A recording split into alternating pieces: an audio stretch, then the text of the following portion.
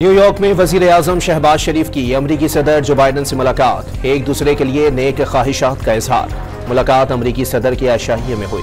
Army chief ने कराची की business community को SIFC के साथ मिलकर काम करने की दावत दे दी। सनतकारों को मसाइल तरजीही बुनियादों पर हल होने की यकीन दहानी। इसराइल का बैरूत पर हमलों में हिजबुल्लाह सरबराह हसन नसरुल्लाह को शहीद करने का दावा।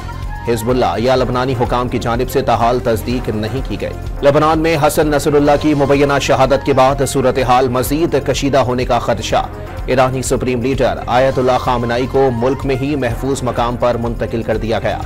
रावलपिंडी में PTI के एहतजाज के लिए मुख्तलिफ शहरों से काफिले चल पड़े। वजीर आला खैबर पख्तूनख्वा भी काफिले के हमरा पंजाब की हुदूद में दाखिल। भारी मशीनरी भी हमरा। फितना ग्रुप को जलसे की आड़ में तमाशा लगाने नहीं देंगे। कानून हाथ में लेने की कोशिश की तो सख्ती से निपटेंगे। हालात खराबी की जिम्मेदारी अली अमीन गंडापुर पर होगी।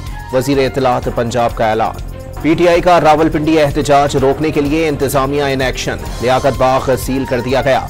जुड़वा शहरों में जगह जगह कंटेनर्स रख दिए गए। मोबाइल फोन सर्विस भी मुतासिर।